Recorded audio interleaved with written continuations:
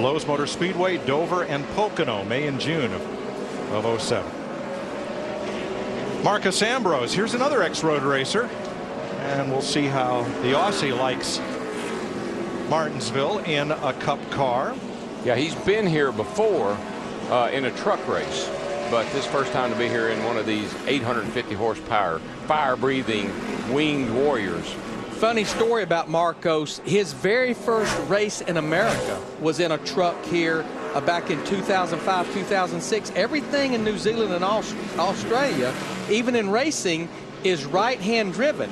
He was a little uptight. He was a little nervous. He downplayed it when he did it, but he tried to crawl in the right side of that truck to begin with. It's a great story. Hey, Jamie Mack jumps up to second on the board with Montoya third.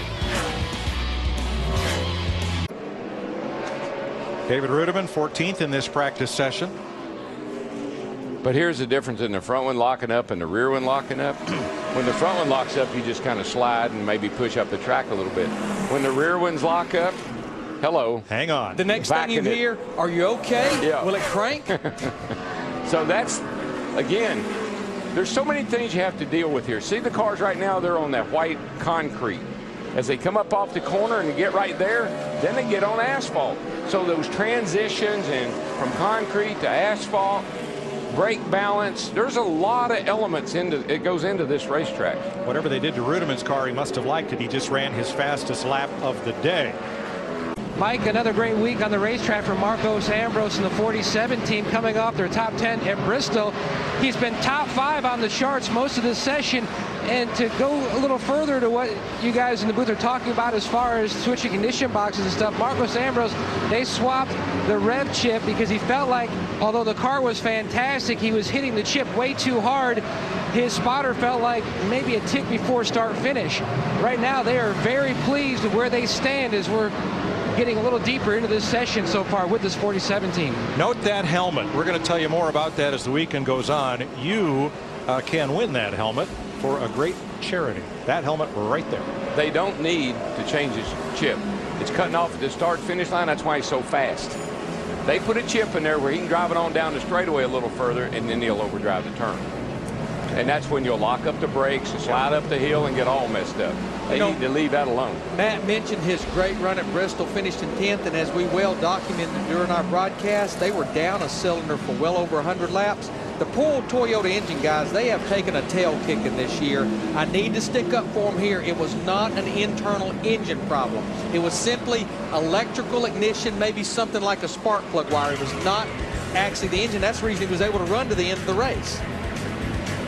Thanks, Larry. If you can't wait till Sunday for details on how you can have Marcus' helmet, go to marcusambrose.com. David Reutimann, 20th. Let's see if he's out for a mock qualifying run here. He slid that left front tire hard getting into turn 3 that time. David, after finishing 12th at Bristol last week, still up there in the top 12 in points right now, 11th. You know how you stop every bit of that? And it's an old trick. It's as my crew chief used to say, old Indian trick. You go get the biggest door spring you can find, and you put it on the brake pedal.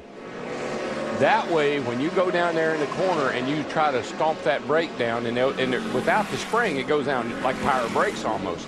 But with these big old brakes on the front of these cars, you put that big old door spring on there, and you'll stop stamming that brake the way they do and locking that wheel up. Barry Landis, our producer, says, just put your wallet under that brake pedal. That'll work sometimes. Kurt Busch is quickest.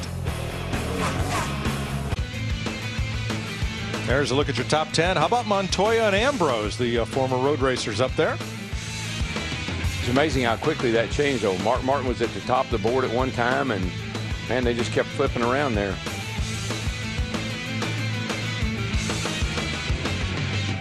See, McMurray, he's the fastest Ford back there in 11th.